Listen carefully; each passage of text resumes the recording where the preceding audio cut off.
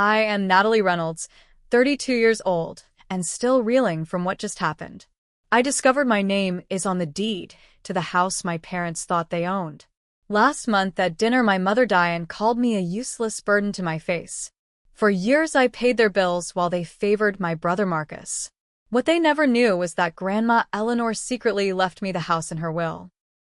The look on my mother's face when I handed her the eviction notice was worth every tear I'd ever shed because of her cruel words. If you've ever felt like the black sheep in your family, you know exactly how I felt that day. The pain of being called useless by your own mother cuts deeper than any knife. I'd love to know where you're watching from today. Drop your location in the comments and hit subscribe if family drama stories like mine resonate with you. Sometimes the most satisfying revenge is simply standing up for yourself after years of mistreatment. Let me take you back to where it all began. Growing up in Westfield, Massachusetts, my childhood looked normal from the outside. Our two-story colonial on Maple Street, with its white picket fence and well-maintained garden, gave the impression of a perfect middle-class American family. But appearances can be deceiving. Behind our freshly painted front door was a household with a clear hierarchy. My brother Marcus at the top, followed by my parents Diane and Harold, with me perpetually at the bottom. From my earliest memories, the favoritism was undeniable. When Marcus brought home a C on his report card, my parents would take him out for ice cream as a consolation because he tried his best. When I brought home straight as it was expected, acknowledged with a distracted nod at most. My mother would often say, "Academic achievement comes easy to you, Natalie. Marcus has to work harder for everything." This narrative of Marcus needing more support, more attention, and more resources followed us throughout our childhood. Grandma Eleanor was my sanctuary. My maternal grandmother lived just 3 blocks away, and I would escape to her house whenever the favoritism became too suffocating. Unlike my parents, Grandma saw me. She attended every school play, every award ceremony, and celebrated each of my achievements with genuine pride. "You're special, Natalie," she would tell me while baking her famous snickerdoodle cookies in her cozy kitchen. Never let anyone dim your light. Grandma Eleanor was also the one who taught me about financial responsibility. When I turned 12, she helped me open my first savings account and matched every dollar I saved from babysitting or lawn mowing jobs. "Money gives you options," she would say, "and options give you freedom." I didn't fully understand the weight of her words then, but they would become my lifeline years later. Despite the emotional neglect at home, I thrived academically. I graduated as valedictorian of my high school class and earned a full scholarship to Boston University. My parents attended my graduation but spent most of the ceremony talking about how Marcus was considering community college. "He's still finding his path," my mother explained to relatives who asked about his future plans. I majored in accounting, securing an internship at a prestigious firm in my junior year that turned into a full-time position after graduation. By 23, I was earning a solid salary while Marcus bounced between part-time jobs, still finding himself at 25. This was when the financial dynamic in our family began to shift in a way that would define the next decade of my life. My father Harold was laid off from his manufacturing job during company downsizing. My mother had always worked part-time as a receptionist at a local dentist's office, but her income wasn't enough to maintain their lifestyle. Rather than downsizing or budgeting, they turned to me. "Just until Dad finds something new," my mother said when she first asked me to help with their mortgage payment. Being the dutiful daughter, I agreed without hesitation. What started as temporary assistance quickly became a permanent arrangement. Dad half-heartedly looked for work for a few months before deciding to retire early. Meanwhile, their spending habits never changed. They continued their annual vacations to Florida, maintained their country club membership, and bought a new car every 3 years. All while I paid their mortgage, property taxes, and often their utility bills. Then there was Marcus and his entrepreneurial ventures. First, it was a sports memorabilia shop that closed within 6 months. Then a food truck that he abandoned after realizing the early hours didn't suit him. Each failure was funded primarily by my parents, who drained their savings and retirement accounts to support his dreams. "He just needs one good break," my father would say. He has such vision. When my parents' financial resources were depleted, they again turned to me to fund Marcus's next venture. A premium dog walking service that required substantial initial investment for branding, a website, and a specialized van. I reluctantly provided a loan with a written agreement for repayment. The business lasted 8 months, and I never saw a penny of my money returned. Throughout this time, Grandma Eleanor watched with increasing concern. Her health began declining when I was 28, and I would visit her daily, often helping with her medication and keeping her company. During these visits, she would sometimes make cryptic comments. "I'm making sure you'll be taken care of, Natalie," she would say. Things aren't always what they seem. I assumed she was referring to some small inheritance, or perhaps her jewelry collection that she knew I admired. When Grandma passed away 3 years ago, the loss was devastating. She was my biggest cheerleader, my confidant, and the only person who truly saw my worth. The will reading seemed straightforward. Her modest savings were divided equally between my mother and me, her jewelry collection came to me, and the house, according to my mother, was left to her, with the understanding that it would eventually pass to both Marcus and me in equal shares.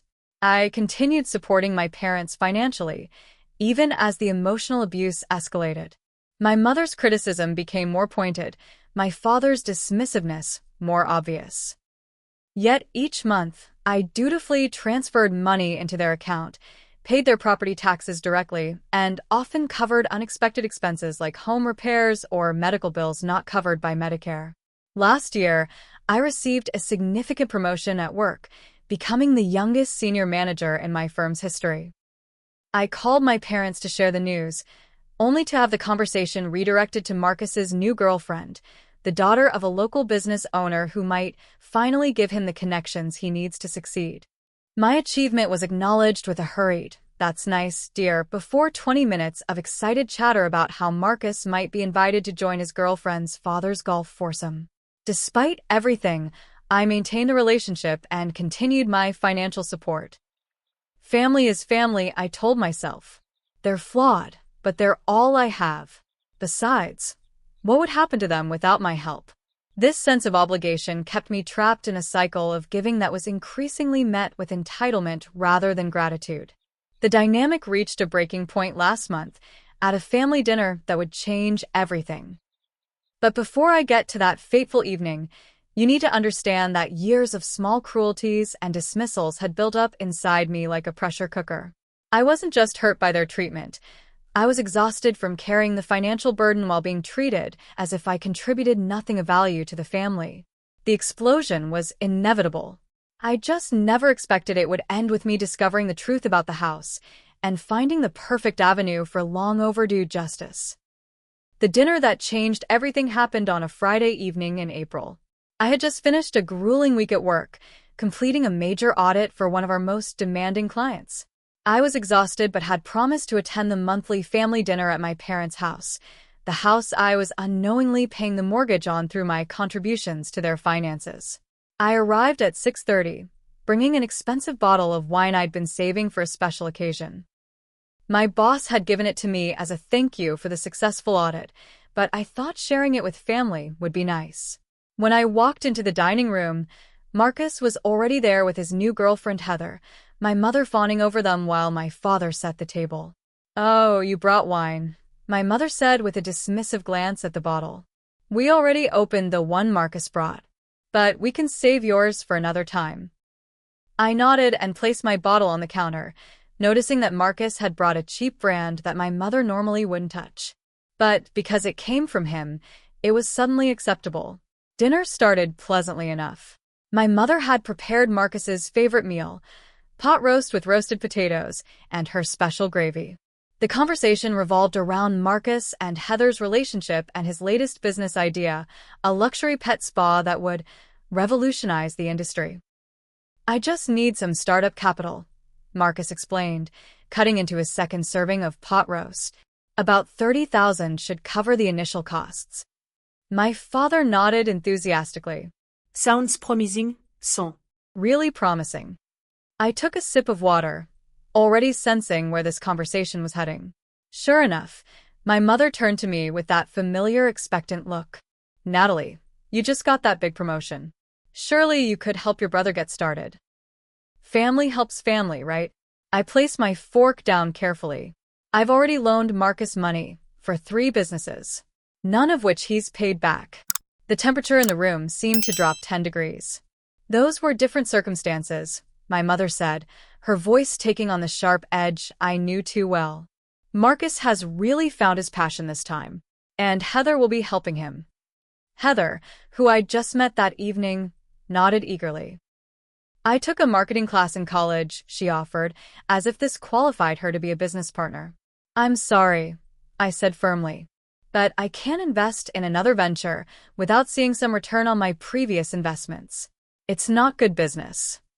Marcus scoffed. Not everything is about spreadsheets and profit margins, Nat. Some of us have vision. Vision doesn't pay bills, I countered. And speaking of bills, I just covered the property tax on this house. Again. My mother's face flushed red. Are you keeping score? Is that what family means to you? Tallying up what you give like we're some charity case. That's not what I have never been so disappointed, my mother interrupted, her voice rising. After everything we've done for you. I stared at her in disbelief. Everything you've done for me? Mom, I've been paying your mortgage for 8 years. I cover your property taxes, most of your utilities, and I've funded every one of Marcus's failed businesses. Here we go again. Marcus rolled his eyes. St. Natalie, the family ATM. My father cleared his throat. Natalie, that's enough. Your brother has artistic sensibilities. He's not wired for corporate drudgery like you are. The dismissal in his tone was the match that lit the fuse. Drudgery? My career pays for your lifestyle. All of you. My mother stood up, her napkin falling to the floor. You are the most ungrateful child. Do you think your fancy job makes you better than us? You've always been cold, always been different. A burden since the day you were born. The word hung in the air like a physical thing. Burden. You know what your problem is, Natalie, she continued, her voice dripping with contempt. You're useless for anything except making money. No friends, no relationship, nothing but your precious job. What kind of life is that? You're a burden on this family with your constant reminders of how much you help us. We'd be happier without your help and your judgment. The silence that followed was deafening. Even Marcus looked uncomfortable. Heather stared intently at her plate. I stood up slowly, my legs feeling unnaturally heavy. I see, I said quietly. Thank you for making your feelings clear. I walked out without another word, ignoring my mother's half-hearted call to come back and finish dinner. In my car, I sat shaking, her words echoing in my head. Useless. Burden. Since the day you were born. That night, I barely slept. I replayed not just the dinner, but years of similar moments, smaller cuts that had accumulated into a gaping wound. Around 3 a.m, I got up for a glass of water and heard my parents' voices downstairs. They must have thought I was asleep. We need to talk to her about moving out, my father was saying. It's time she got her own place. I froze on the stairs. I had my own apartment in the city, close to my office. I only stayed at the house occasionally, usually when they needed help with something. Did they think I lived there full-time? Agreed, my mother replied. She's 32, for God's sake. And her attitude is getting worse. Did you hear how she spoke to Marcus? After everything we've done to make sure he succeeds. We'll tell her next week, my father decided. Give her time to find somewhere. And we should probably discuss reducing her access to our accounts. She's getting too controlling with the finances. I crept back to my childhood bedroom, a numbness spreading through me. They wanted to evict me from a house I was paying for. They wanted to cut me off from the accounts I was filling. The absurdity might have been funny if it wasn't so painful. The next morning, I left early, claiming a work emergency. Neither of my parents seemed particularly concerned about my abrupt departure. Back at my apartment, I made a decision. I would review all the financial records. I needed to know exactly what I'd been paying for and for how long. What I discovered sent me reeling. Over the past 8 years, I had contributed over $180,000 to my parents' household expenses.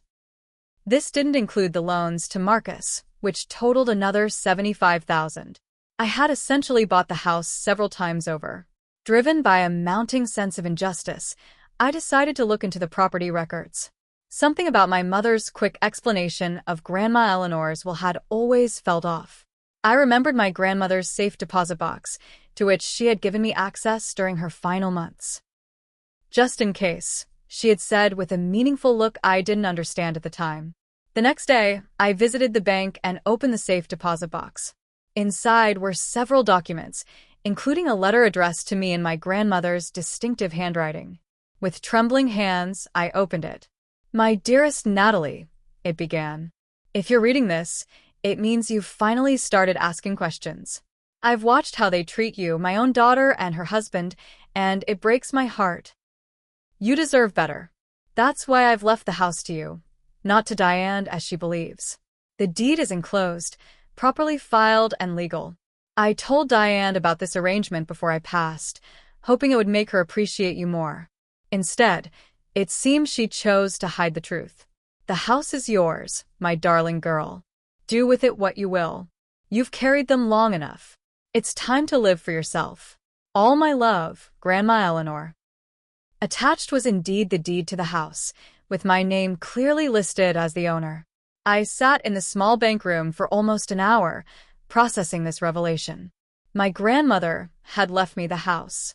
My parents knew. They had lied to me while allowing me to pay for a house I already owned.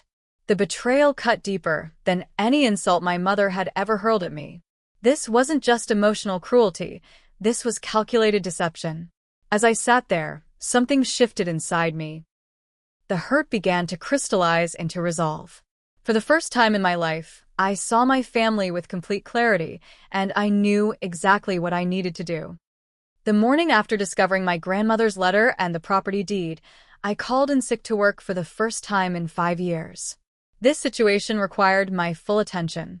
My first call was to Benjamin Harrington, the family lawyer who had handled my grandmother's estate.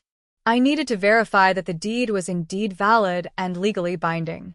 "The document is absolutely legitimate, Natalie," Benjamin confirmed after examining the paperwork in his office later that day. "Your grandmother Eleanor changed her will approximately 6 months before her passing. The house was left directly to you, bypassing your mother entirely. And my parents would have known about this?" I asked, though I already knew the answer from my grandmother's letter. Benjamin adjusted his glasses uncomfortably. Yes. "Your mother was informed during the initial reading of the will. I assumed you were also told, given that the property tax statements have been coming in your name." The property tax statements I had been paying, thinking I was helping my parents. The deception ran even deeper than I'd realized. "What are my options, Benjamin?" I asked, my voice steadier than I felt. "Well, as the legal owner, you have full rights to the property. You can continue the current arrangement, sell the house, live in it yourself, or—" He hesitated. Or evict the current occupants if you so choose," he finished quietly. I nodded, thanking him for his time. As I left his office, I felt a strange sense of calm. For years, I had been the family doormat, constantly giving while receiving nothing but criticism in return. Now I had leverage. My next step was to contact Rachel Winters, a real estate agent recommended by a colleague. We met for coffee the following day to discuss the property's value. "Based on the location, size, and current market conditions," Rachel explained, sliding a document across the table, "I would list the house at approximately $480,000. And in that neighborhood, we could potentially see offers above asking price." The figure momentarily took my breath away. Nearly $500,000 for a house my parents had made me believe was a financial burden that I needed to help them maintain. "How quickly could we sell?" I asked. Rachel raised an eyebrow at my directness. "If we price it right and stage it well, possibly within 30 to 45 days. Is there a particular timeline you're working with?" "The sooner the better," I replied. "And I'd prefer to keep the listing confidential for now." Over the next week, I meticulously crafted my plan. I created a detailed spreadsheet documenting every penny I had contributed to my parents' household over the years. I gathered bank statements, check images, and transfer receipts. I backed up text messages and emails where my parents had asked for money or thanked me for my help with the bills. I even had recorded phone conversations where my mother had berated me for questioning Marcus's need for another loan. I set up new bank accounts at a different bank and transferred my savings, ensuring my parents could no longer access any of my funds. I contacted the utility companies for the house and confirmed that many of the accounts were indeed in my name, another discovery that fueled my resolve. The emotional weight of what I was planning occasionally threatened to overwhelm me. During those moments, I scheduled sessions with Dr. Amelia Foster, a therapist specializing in family trauma. What you're describing is financial abuse compounded by emotional manipulation, Dr. Foster explained during our second session. Your hesitation about taking action is normal. We're conditioned to believe that family relationships should be preserved at all costs, even when they're harmful. But they're still my parents, I said, voicing the doubt that kept me awake at night. What if I'm overreacting? Dr. Foster leaned forward slightly. Natalie, if a friend told you this story, that they were paying for a house they already owned while being called useless and a burden by the people living in it, what would you advise them to do? The question clarified things considerably. Meanwhile, I researched housing options for myself. Although I had a comfortable apartment, it was a rental, and I began to consider using some of the potential proceeds from the house sale to buy my own place. I found a beautiful condo closer to my office that I could afford with just a portion of what the house might sell for. I also spent time learning about tenant laws in Massachusetts. Even though my parents weren't technically my tenants, they hadn't paid rent. I wanted to ensure that whatever steps I took were legally sound. I discovered that I would need to provide them with proper written notice, typically 30 days, before requiring them to vacate the property. Jessica Morgan, a financial advisor recommended by Benjamin, helped me create a plan for the house proceeds. With proper investment, she explained, you could generate significant passive income from the sale. It could be the foundation for long-term financial independence. Financial independence. The concept was both exhilarating and terrifying. For so long, my identity had been tied to being the family provider, the responsible one, the human ATM, as Marcus had so cruelly put it. Who would I be without that role? As my planning progressed, I wrestled with conflicting emotions. There were moments of fierce satisfaction when I imagined my parents' faces upon learning the truth, followed by waves of guilt at what felt like a betrayal of family loyalty. But then I would remember my mother's words, useless, burden, and my resolve would harden again. Your grandmother gave you this house for a reason, Dr. Foster reminded me during a particularly difficult session. She saw how they treated you and wanted to provide you with options. With freedom, as she put it in her letter. 2 weeks into my planning, Rachel called with unexpected news. I mentioned your property to a couple I've been working with, the Andersons. They're relocating from Chicago and need something quickly. They're interested in seeing the house immediately and are prepared to make an offer substantially above asking price to expedite the process. How substantially? I asked. They're talking $520,000, Natalie. Cash deal, minimal contingencies, closing in 30 days. It felt like the universe was aligning to support my decision. The Andersons toured the house the next day, while my parents were at my aunt's birthday celebration. They fell in love with it immediately and made a formal offer that evening, $525,000, closing in 28 days, with a request for current occupants to vacate within 30 days of offer acceptance. I signed the acceptance papers that night, my hand shaking slightly as I completed each signature. There would be no going back now. The countdown had begun. The night before I planned to confront my family, I barely slept. I prepared an envelope containing the eviction notice, a copy of the deed with my name highlighted, my grandmother's letter, and a summary of my financial contributions over the years. I also drafted a brief letter of my own, explaining my decision in clear, unemotional terms. As dawn broke, I stood in front of my bathroom mirror, studying my reflection. I looked different somehow, more resolved, perhaps, or simply unburdened by the weight of unspoken resentments. Today was the day I would reclaim my life and my worth. Today, I would no longer be the family burden. I would be Natalie Reynolds, homeowner, successful accountant, and woman who finally stood up for herself. I've spent my whole life trying to earn love that should have been freely given.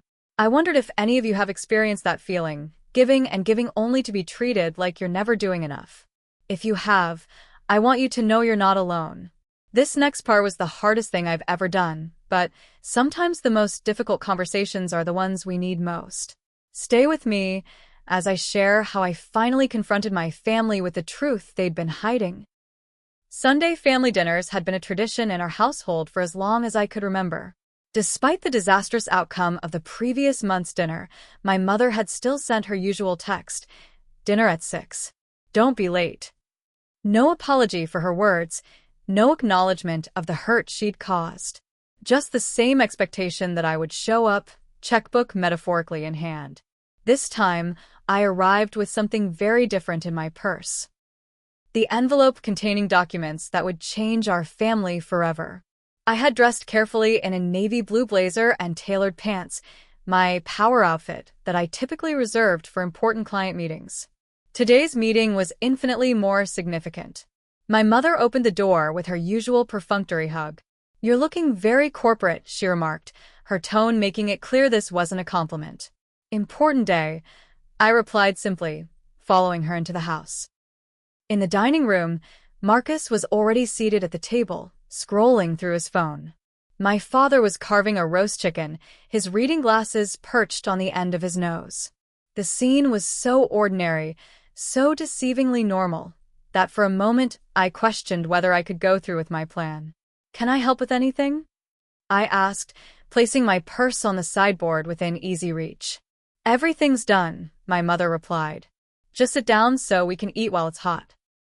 We took our usual seats, and my father said a brief grace before we began passing dishes around.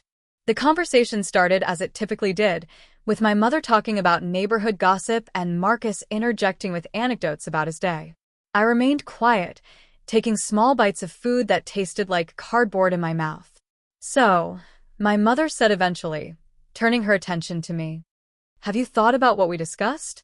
About Marcus's new business?" And there it was.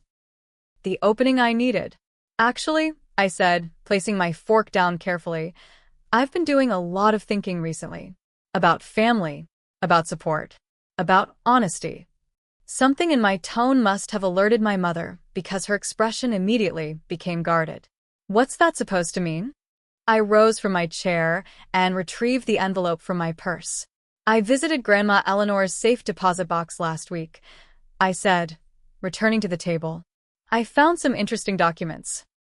My father's hand, which had been reaching for his water glass, froze midair. "What kind of documents?" he asked, his voice unnaturally casual. "The deed to this house, for one," I replied, sliding the envelope to the center of the table. "With my name on it." "Not yours, Mom. Not Dad's. Mine." The silence that followed was absolute. Marcus looked up from his phone for the first time, suddenly interested in the conversation. My mother's face drained of color, while my father became intensely focused on cutting a piece of chicken that was already in bite-sized portions. "What are you talking about?" my mother finally said, her voice higher than usual. "That's ridiculous." "Is it?" I opened the envelope and extracted the deed, sliding it across to her. "Grandma changed her will 6 months before she died. She left the house to me directly. And, according to her letter, she told you about it, Mom. You've known all along." My mother didn't touch the document, as if it might burn her. My father, however, leaned over to look at it, his face growing increasingly pale as he read. "This doesn't mean anything," my mother snapped, finding her voice. "Your grandmother was confused toward the end. This probably isn't even legal." "It's completely legal," I countered calmly. "I've verified it with Benjamin. He said you were informed at the will reading." At the mention of the family lawyer, my mother's expression shifted from denial to anger. "So, what if the house is technically in your name? This is your family home, where your parents live. Where you grew up. What exactly are you planning to do, Natalie? Throw us out on the street. I extracted another document from the envelope. This is an official notice to vacate the property within 30 days, I said, my voice remarkably steady despite the hammering of my heart. I've sold the house. Closing is in 4 weeks. Marcus dropped his fork with a clatter. You what? You can't do this, my mother shrieked, finally finding her rage. This is our home. No, Mom. It's my home. A home I've been paying the mortgage on for years without knowing I already owned it. A home you let me believe belonged to you while accepting my money month after month. My father, who had been uncharacteristically quiet, finally spoke. Natalie, be reasonable. Where are we supposed to go with just 30 days' notice? We're your parents, for God's sake. The same place you were planning to send me when you discussed kicking me out last month, I replied, watching his face register surprise that I'd overheard that conversation. Except you'll have the advantage of the $15,000 I'm providing as a relocation allowance. That should cover first and last month's rent and security deposit on a nice apartment. My mother's face had turned an alarming shade of red. You ungrateful, selfish girl. After everything we've done for you. What exactly have you done for me, Mom? I asked, pulling out my spreadsheet of financial contributions. Because according to my records, I've given this family over $250,000 in the past 8 years. Money I earned while being called cold, unfeeling, and most recently, a useless burden. Marcus, seeing the direction the conversation was heading, attempted to change tactics. Natalie, sis, you know Mom says things she doesn't mean when she's upset. We're family. We can work this out. I turned to him, noting the sudden shift in his demeanor now that he realized his financial safety net was in jeopardy. Like you worked out repaying the $75,000 I loaned you for your failed businesses? That kind of working things out. His face flushed. Those were investments. We agreed. We agreed they were loans, I interrupted, pulling out the promissory notes he had signed. With repayment terms you've consistently ignored. My mother stood up abruptly, her chair scraping loudly against the hardwood floor. I will not be treated this way in my own home. It's not your home, Mom. That's the whole point. We'll fight this, she threatened, her voice shaking with rage. We'll get lawyers. You think you can just waltz in here with some paperwork and take everything from us? We're your parents. You're welcome to consult attorneys, I replied, maintaining my composure. But Benjamin has already confirmed that legally, my position is unassailable. The house is mine. It has been since Grandma died. And I've chosen to sell it. My father, always more pragmatic than my mother, seemed to be calculating options in his head. Natalie, surely we can come to some arrangement. Perhaps we could buy the house from you. Or you could allow us to stay as tenants. The house has already been sold, I repeated. And given Mom's opinion of me as a useless burden, I doubt you'd want me as a landlord. My mother made a strangled sound somewhere between a sob and a scream. I'll never forgive you for this. Never. You're no daughter of mine. The words were meant to wound, to make me back down as they had so many times before. But something had changed within me. Her rejection no longer had the power to devastate me. I'm sorry you feel that way, I said quietly. But my decision is final. You have 30 days to vacate the property. The new owners are eager to take possession. Marcus, seeing his mother's tactics failing, tried a different approach. Nat, please. I know I haven't always been the best brother. But don't punish Mom and Dad for that. Let me make it up to you. I'll pay back the loans, I swear. This isn't about punishment, Marcus. It's about consequences. For years, I've enabled this family's dysfunctional dynamic. I've allowed myself to be used financially while being emotionally discarded. That ends today. I stood up, gathering the remaining documents and returning them to the envelope. The relocation allowance will be deposited into your account tomorrow, Dad. I suggest you start looking for a new place immediately. The real estate market moves quickly these days. My mother, who had collapsed back into her chair, looked up with tear-filled eyes that I knew from experience could turn on and off like a faucet. How can you do this to your own mother? After I carried you for 9 months, gave birth to you, sacrificed my career to raise you. The same way you could call your daughter a useless burden, I replied evenly. The same way you could hide the truth about a house she was paying for. The same way you could plan to evict her while accepting her financial support. We all make choices, Mom. This is mine. I walked to the door, pausing before I left. I'll be changing the locks after you move out. Please make sure you take all your belongings. Anything left behind will be considered abandoned property. As I stepped onto the porch, I heard my mother's voice rise in a fresh tirade of accusations and threats. My father called my name, a note of desperation in his voice I'd never heard before. Marcus remained silent. I closed the door behind me, cutting off the sound of my disintegrating family. In my car, I sat for a moment, expecting to feel guilt, remorse, or at least uncertainty. Instead, I felt an overwhelming sense of relief, as if I'd put down a burden I'd been carrying for decades. For the first time in my adult life, I was putting myself first, and it felt right. I know what you're thinking right now. Maybe you're wondering if I went too far, or if you could ever do something similar with your own family. Family relationships are complicated, aren't they? The line between loyalty and self-respect isn't always clear. As I drove away that day, I wondered what would happen next. Would they fight me? Try to reconcile? Disappear from my life entirely? If you've ever had to make a difficult choice for your own well-being, you understand that the aftermath can be the hardest part. Let me share what happened in the days and weeks that followed. The first 24 hours after the confrontation passed in strange silence. No calls, no texts, no emails from any family member. I had expected an immediate barrage of communication. Angry voicemails from my mother, manipulative messages from Marcus, disappointed texts from my father. The silence was somehow more unnerving than any reaction I had anticipated. The calm broke on the second day.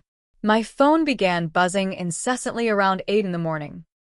First came the texts from my mother, ranging from, "How could you do this to us?" to "You'll regret this for the rest of your life." Then Marcus, alternating between guilt trips, "Mom hasn't stopped crying," and attempts at reconciliation. "We can work this out if you just talk to us." My father's approach was more measured. A single text, "We need to discuss this situation like adults. Please call me." I didn't respond to any of them. By the third day, the extended family had been enlisted. My Aunt Patricia, my mother's sister, called to tell me I was breaking my parent hearts. "They gave you everything, Natalie. How can you be so cruel?"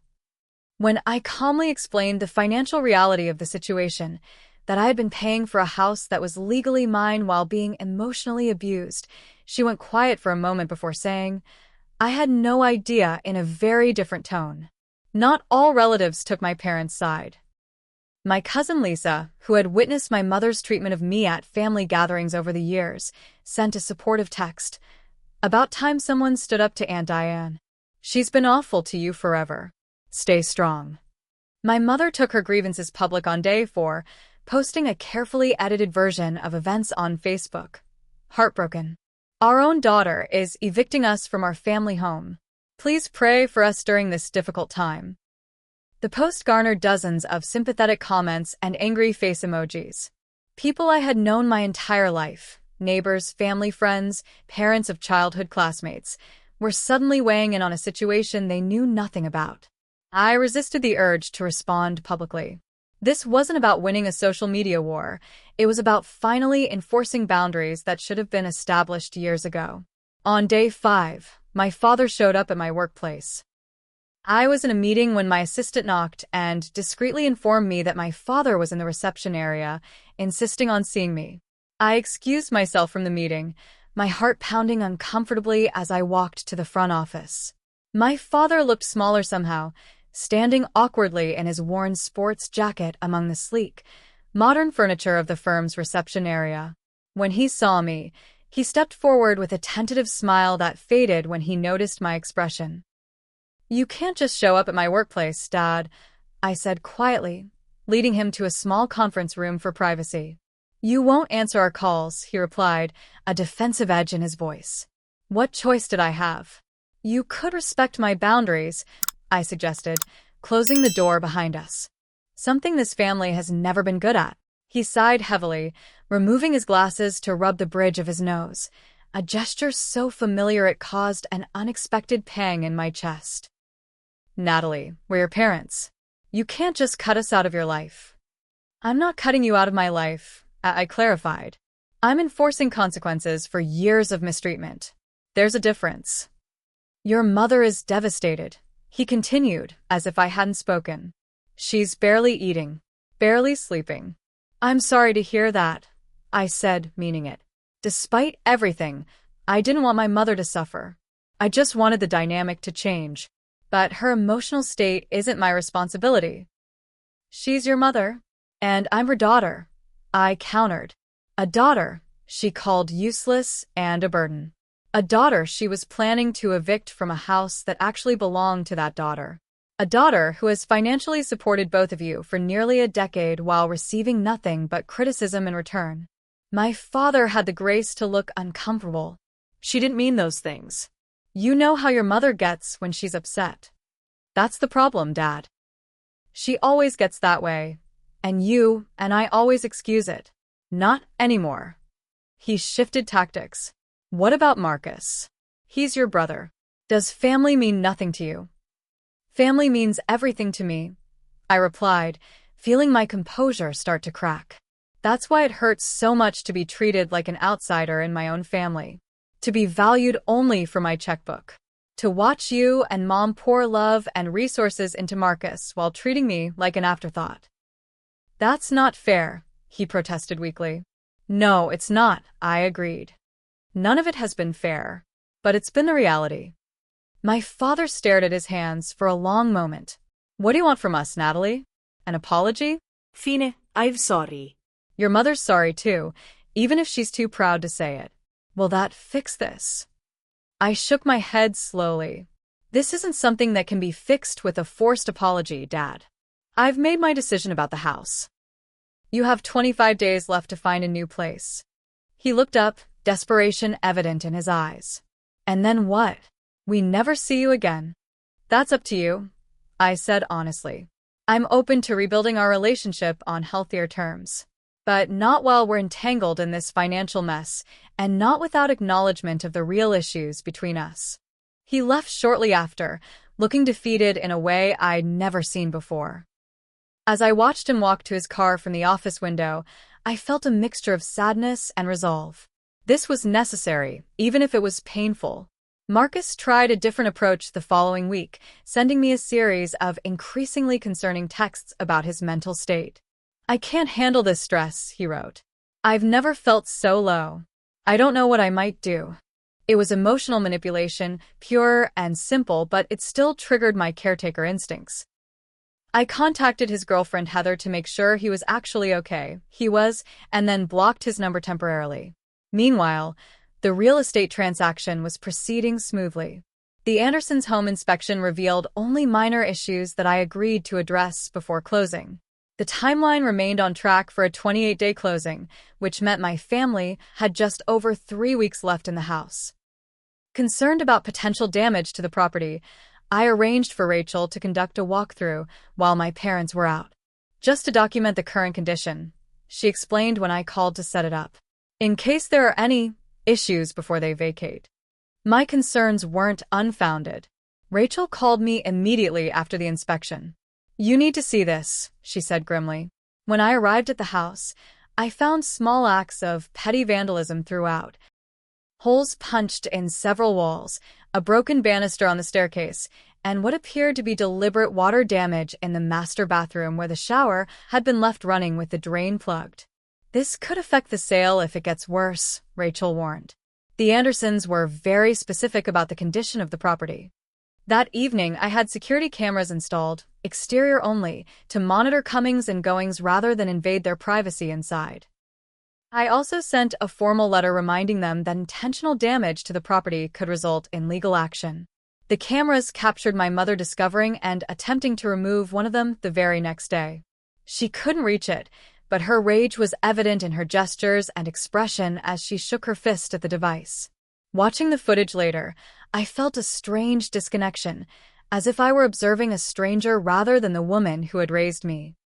An unexpected ally emerged in my Aunt Martha, my father's sister, who lived in Connecticut. She called me 2 weeks after the confrontation. "Your father told me what's happening," she began without preamble. "I want you to know I understand." "You do?" I asked, surprised. More than you know, she replied. "Your grandmother Eleanor was my friend before she was your grandmother. She confided in me about her concerns for you. How Diane treated you. How Harold never stood up for you. I encouraged her to change her will." This revelation stunned me. "You knew about the house?" "I knew Eleanor wanted to make sure you were taken care of. She saw how they favored Marcus, how they took advantage of your success. She wanted to give you leverage." "Why didn't you ever say anything?" I asked, a hint of accusation in my voice. "Matzah sight." "I should have." "That's on me." I told myself it wasn't my place to interfere. But when Harold called ranting about his ungrateful daughter, something snapped. I told him he was lucky you hadn't done this years ago. Her support meant more than I could express. For so long, I had been the villain in my family's narrative, the cold, unfeeling daughter who didn't understand family loyalty. Having someone validate my perspective was like finding firm ground after years of quicksand. As the eviction deadline approached, the community around us became increasingly divided. Some neighbors, longtime friends of my parents, stopped speaking to me when they saw me. Others, who had perhaps observed more than I realized over the years, made a point of greeting me warmly. Mrs. Abernathy, who lived next door and had been my piano teacher as a child, caught me checking on the house and invited me in for tea. "Your mother has always been a difficult woman," she said matter-of-factly, pouring Earl Grey into delicate cups. "She made your father choose between his happiness and her approval early in their marriage. He chose wrong." Throughout this tumultuous period, I continued my sessions with Dr. Foster. "What you're experiencing is a normal part of setting boundaries with toxic family members," she assured me. "The guilt, the second-guessing, the moments of grief for the relationship you wish you had, these are all expected reactions." "Will it get easier?" I asked during a particularly difficult session after receiving a scathing email from my mother. "Yes," Dr. Foster said confidently. "As you hold firm to your boundaries, you'll find yourself feeling more centered, more at peace with your decision. The external chaos may continue for a while, but your internal response to it will shift." She was right. With each passing day, my resolve strengthened. The waves of guilt became less frequent, less overwhelming. I began to envision a future where my relationship with money wasn't entangled with family obligation, where my self-worth wasn't tied to how much I provided for others. The day before the eviction deadline, I drove past the house and noticed a moving truck in the driveway. My heart raced at the sight. They were actually leaving. Despite all the threats and manipulations, they were complying with the eviction notice. Part of me had expected to need court intervention to remove them. I parked down the street and watched from a distance as movers carried furniture and boxes from the house. My mother appeared occasionally, directing the workers with sharp gestures. My father moved slowly, carrying small items to their car with a defeated posture. Marcus was nowhere to be seen. As I observed this scene, I felt an unexpected wave of emotion, not regret, exactly, but a kind of mourning for what could have been. In a different family with different dynamics, this house might have been a place of genuine connection and support. Instead, it had become the centerpiece of a painful reckoning decades in the making. Tomorrow would bring the final confrontation, the official handover of the property. As I drove back to my apartment, I wondered how my family would behave in those last moments in the house. Would there be more rage? Attempts at reconciliation? Or perhaps something I hadn't anticipated at all? Whatever happened, I knew one thing with certainty. I was no longer the family burden. I was Natalie Reynolds, a woman who had finally claimed her worth and her inheritance. It's strange how life-changing moments can come wrapped in the most ordinary packages, isn't it? A letter in a safe deposit box, a deed with my name on it. These simple pieces of paper completely altered the course of my life. I've shared so much of my journey with you already, and I can feel we're building a connection through this story. If you're finding value in my experience, please consider subscribing to hear more stories like mine. Every like helps this story reach someone else who might need to hear it. Now, let me take you to the final day, the day I watched my family leave the house they thought was theirs. The morning of the eviction deadline dawned bright and clear, a beautiful spring day that seemed at odds with the emotional storm I was about to face. I had arranged to meet Sheriff Jenkins at the house at 10 o'clock, a precautionary measure suggested by Benjamin in case my family refused to leave voluntarily. I arrived 15 minutes early, parking across the street to gather my thoughts before the final confrontation. The moving truck was still in the driveway, its back doors open as the last items were loaded.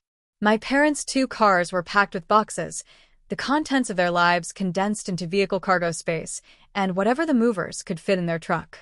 Sheriff Jenkins pulled up precisely at 10, nodding to me as he exited his patrol car. Ms. Reynolds? I'm Sheriff Jenkins. Hopefully my presence won't be necessary today, but I'm here to ensure the eviction proceeds smoothly. Thank you, I replied, appreciating his professional demeanor.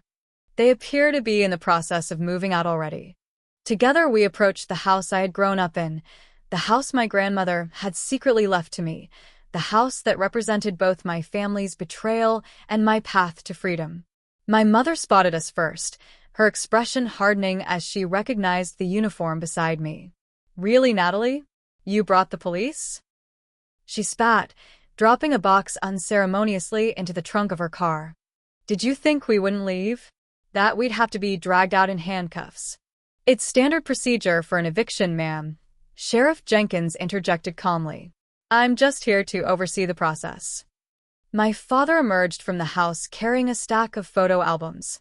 He looked older than he had just a month ago, the lines around his eyes deeper, his shoulders more hunched. He nodded to me.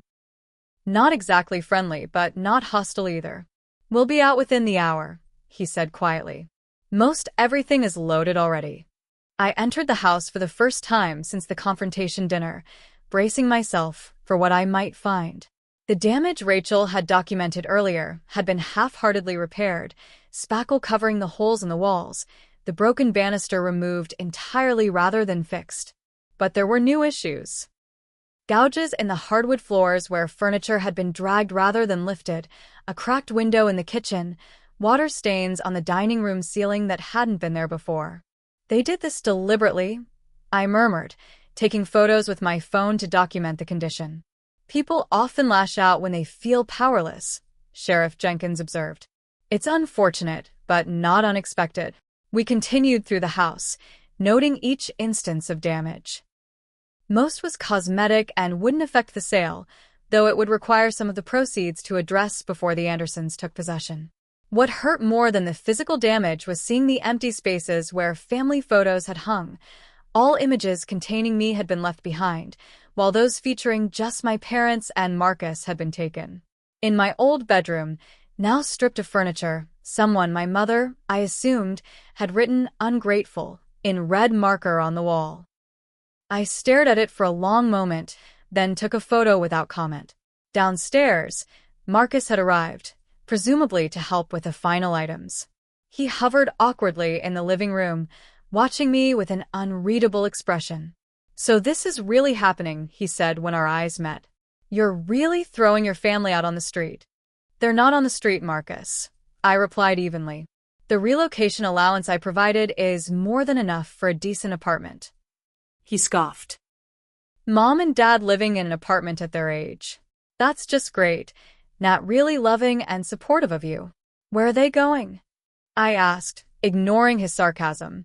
Uncle James is letting them stay with him until they find a place, he answered, referring to my father's brother, who lived about 30 miles away. It's a spare room meant for one person. They'll be sharing a twin bed and using a bathroom in the hallway. Happy now? I felt a twinge of guilt, but pushed it aside. They made their choices, Marcus. Just like I'm making mine. He stepped closer, lowering his voice. Look, I know Mom can be difficult. And maybe I've been favored over the years. But this seems extreme, even for what they did. This isn't just about Mom calling me names, I explained, surprised at my own calmness. It's about years of emotional manipulation, financial exploitation, and deliberate deception. They knew this house was mine and hid it from me while accepting my money to pay for it. Marcus had the grace to look uncomfortable. I didn't know about the house thing. I swear. Maybe not, I conceded. But you knew they were taking my money. You knew they were planning to ask me to move out. And you've benefited from their favoritism your entire life. He ran a hand through his hair, a gesture so reminiscent of our father that it momentarily threw me. What about me? Where do I fit in all this? Are you cutting me out too? The question caught me off guard. In all my planning, I had focused on my parents, not really considering my relationship with Marcus separately. That depends on you, I said finally. If you want a relationship with me, it needs to be based on mutual respect. No more loans, no more guilt trips, no more using me as your safety net. Before he could respond, my mother's voice rang out from the front door. Marcus, stop fraternizing with the enemy and help your father with these boxes. He hesitated, torn between his lifelong habit of obeying our mother and whatever he had been about to say to me. Habit 1. With a last, conflicted look, he turned and walked away. Outside, the movers had finished loading the truck and were presenting my father with paperwork to sign. My mother stood by her car, arms crossed tightly over her chest, refusing to look in my direction. Sheriff Jenkins positioned himself discreetly nearby, a silent reminder of the legal authority behind this process. As my father finished with the movers, he approached me slowly. The keys, he said, holding out a set of house keys that had been in his possession for over 30 years. I suppose you'll want these. I took them, our fingers briefly touching in the exchange. Thank you. He nodded, then seemed to struggle with something before speaking again. Your grandmother would be proud of you, you know. She always said you had a spine of steel under that quiet exterior. The unexpected comment brought tears to my eyes that I quickly blinked away. I wish she was here. So do I, he said softly. She would have handled all this better than we did. He glanced over at my mother, who was now arguing with the moving truck driver about something. Your mother may never forgive you for this. She doesn't forgive easily, as you know. I know, I acknowledged. But this isn't about forgiveness anymore. It's about consequences. He nodded again, resignation clear in his posture. For what it's worth, I am sorry, Natalie. Not just for the house situation, but for everything. I should have been a better father to you. The apology, so simple and yet so profound, caught me completely off guard. In all my scenarios for this day, I had never imagined my father acknowledging his role in the family dysfunction. Thank you for saying that, I managed, my voice thick with unexpected emotion. Don't expect the same from your mother, he warned. At least not anytime soon. As if on cue, my mother approached, her face a mask of cold fury. I hope you're satisfied, Natalie. Seeing your parents reduced to this. What would your grandmother think of you now? She'd think I finally stood up for myself, I replied quietly. Just like she wanted me to. My mother's expression flickered briefly before hardening again. I gave you life. I raised you. And this is how you repay me, with cruelty and abandonment.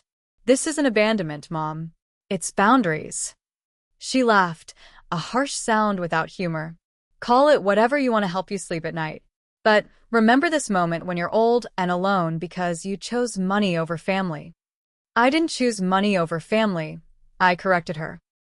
I chose self-respect over continuing to be exploited by the people who should have loved me unconditionally. Something flashed in her eyes, pain, perhaps, or recognition, but it was quickly replaced by the defensive anger I knew so well. When you realize what a terrible mistake you've made, don't come crawling back to us. You've made your choice. With that parting shot, she turned and stalked to her car, slamming the door with unnecessary force. My father gave me one last look, a mixture of sadness and something that might have been respect, before joining her. Marcus, who had been loading the final items into his own car, didn't approach me again, though I caught him watching me from a distance. One by one, the vehicles pulled away, first the moving truck, then my mother and father, and finally Marcus. I stood in the driveway with Sheriff Jenkins, watching as my family drove out of the cul-de-sac and, potentially, out of my life. "Are you all right, Ms. Reynolds?" the sheriff asked as the last car disappeared from view. "Yes," I answered, surprised to find it was true. "Actually, I am." After Sheriff Jenkins left, I walked through the empty house one last time.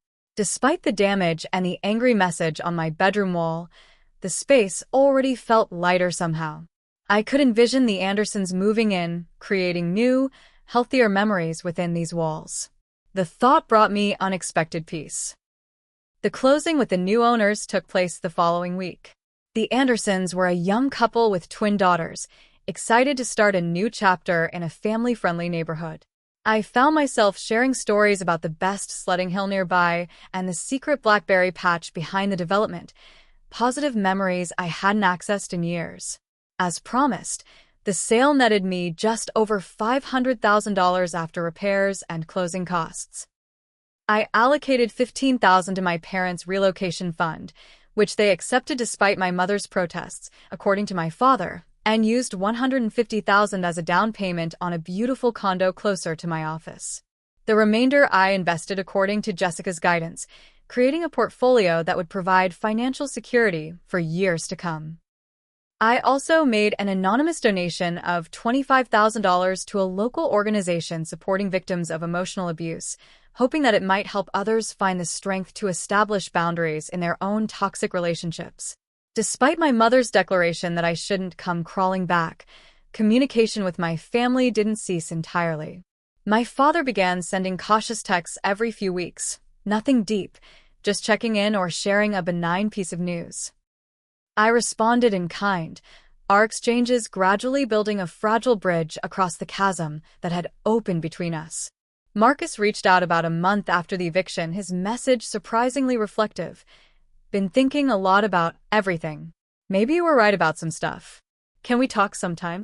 We met for coffee, a tense but civil conversation that ended with no concrete resolution but a mutual agreement to keep the door open for future discussions.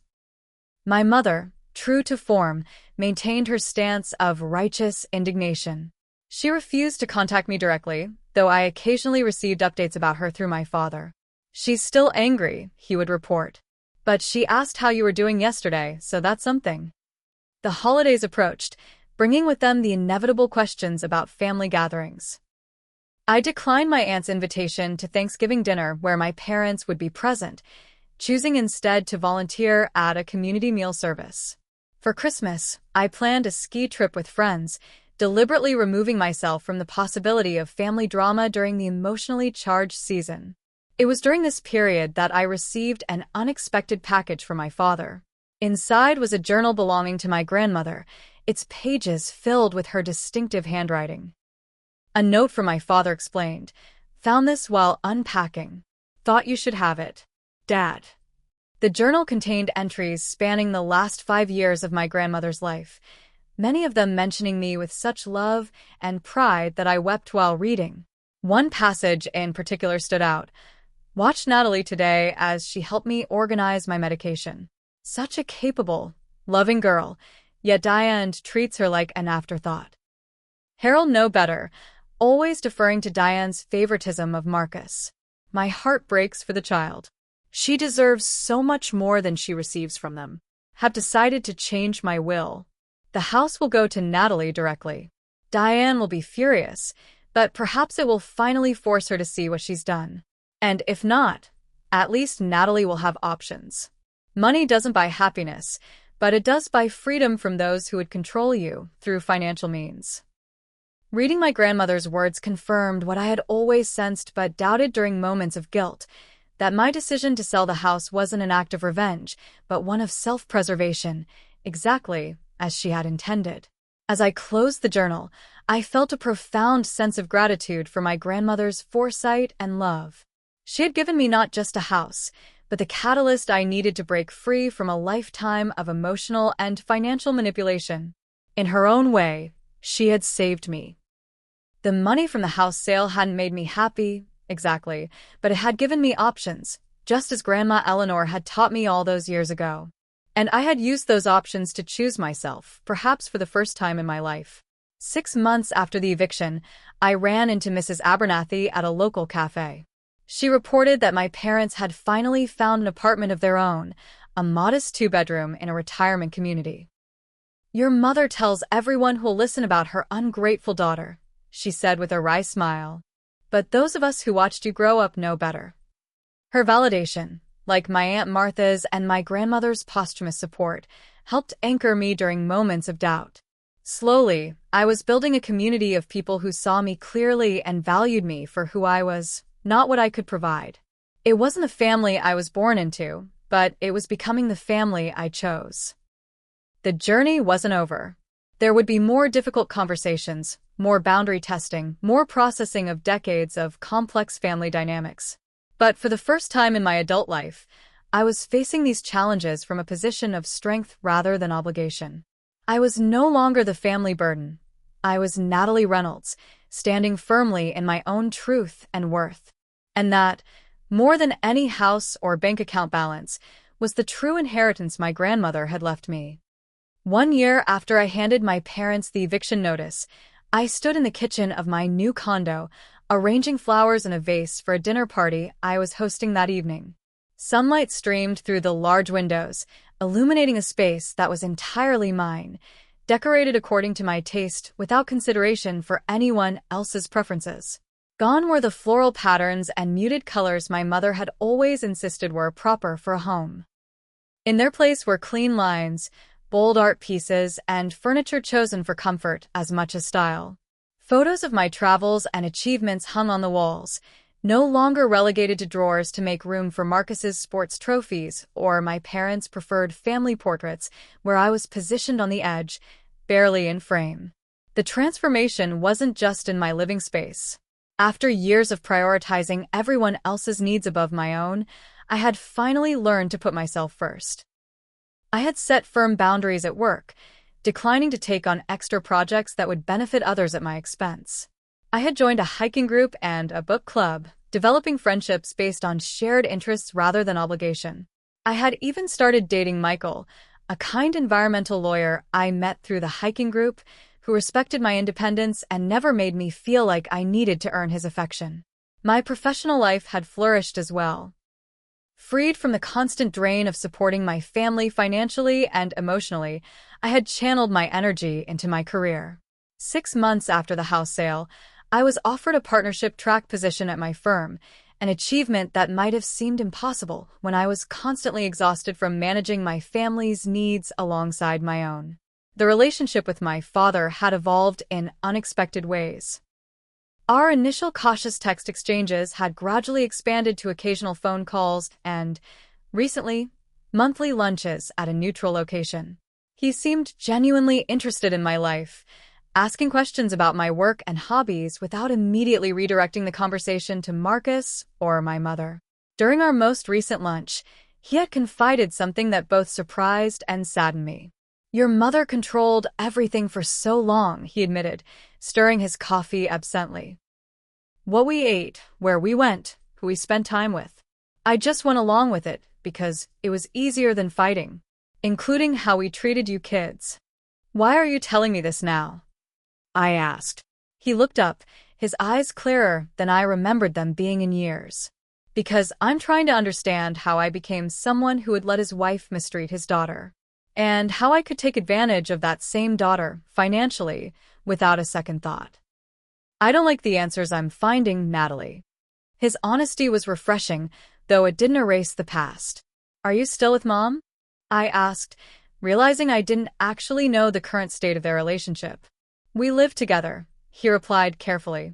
"But things are different. I've started making more decisions for myself. She doesn't like it much." I nodded, unsurprised. My mother had never responded well to having her authority questioned. "She still refuses to discuss you," he continued. "Gets upset whenever I mention I've seen you. Says I'm betraying her by maintaining contact." "That sounds like Mom," I said, a hint of the old pain flaring briefly. He reached across the table and briefly touched my hand, a gesture of affection so rare from him that it momentarily stunned me. "I'm sorry we weren't better parents to you, Natalie. You deserved better than what we gave you." The apology, simple but profound, helped heal a wound I hadn't realized was still open. Marcus and I had established a more complicated truce. After several false starts and broken promises, he had finally begun to show signs of genuine change. He had found steady employment as a sales representative for a local brewery, not the entrepreneurial empire he had always envisioned, but honest work that seemed to suit him. More significantly, he had started repaying the money he owed me, sending small but consistent monthly payments accompanied by brief notes of apology. Our relationship remained tentative, years of established dynamics not easily overcome. But there were moments, a sincere compliment on my new condo, an inside joke remembered from childhood, a warning about our mother's latest manipulation tactic that suggested a healthier sibling bond might eventually be possible. My mother remained the one immovable element in the family equation. She had refused all contact with me since the eviction, except for a single scathing email sent on my birthday. "I hope your money keeps you warm at night since you've thrown away your family for it." I didn't respond, recognizing the bait for what it was. According to my father and occasionally Marcus, she had constructed an elaborate narrative in which she was the victim of a greedy, ungrateful daughter. In her version, shared liberally with extended family and acquaintances, I had somehow tricked my grandmother into changing her will, then cruelly evicted my innocent parents from their rightful home. Those who knew the full story saw through the fabrication, but many accepted her account at face value, resulting in several uncomfortable encounters with distant relatives at family events I occasionally attended. These encounters no longer devastated me as they once might have. Dr. Foster had helped me understand that my mother's behavior stemmed from her own deep insecurities and inability to accept responsibility for her actions. Some people, she explained during one of our now monthly sessions, would rather burn the relationship to the ground than admit they were wrong. A week before the one-year anniversary of the eviction, I received an unexpected invitation to dinner at my Aunt Martha's house. "Your parents will be there," she warned over the phone. "Your mother says she wants to clear the air." My immediate instinct was to decline. Previous attempts at reconciliation had invariably devolved into my mother demanding apologies while offering none herself. But something in my aunt's tone suggested this might be different. "She's not well, Natalie," Martha said quietly. "Nothing terminal," she added quickly when I gasped. "But she had a health scare last month. Minor heart attack. It seems to have shaken something loose in her thinking." I considered the information carefully. "I don't want to get my hopes up, Martha. We've been here before." "I know," my aunt acknowledged. "And I wouldn't suggest it if I didn't think there was a real possibility for progress. But the decision is yours, of course." After discussing it with Dr. Foster and Michael, I decided to decline the dinner but offered to meet my mother one-on-one at a neutral location instead. If she truly wants to clear the air, she can do so directly with me, without an audience, I explained to my aunt. My counteroffer was met with predictable resistance. "Your mother says she doesn't feel comfortable meeting you alone," Martha reported back. "She wants family present. She wants witnesses and allies." "You mean?" I translated. "The answer is no, Martha. I'm sorry. If she changes her mind, my offer stands." Instead of attending the family dinner, I decided to host my own gathering on the anniversary evening, a celebration of new beginnings with the people who had supported me throughout my journey. Michael would be there, along with friends from my hiking group and book club, colleagues who had become friends, and even Mrs. Abernathy, who had remained a steadfast supporter. As I finished arranging the flowers for the dinner party, my phone chimed with a text from my father. "Your mother asked me to tell you the door is always open if you want to apologize and make things right." I smiled ruefully at the message, so typical of my mother's approach, the implication that reconciliation required only my apology, my acknowledgement of wrongdoing, my submission to her narrative. I typed a response I knew would be unwelcome but necessary. "Thank you for passing that along, Dad.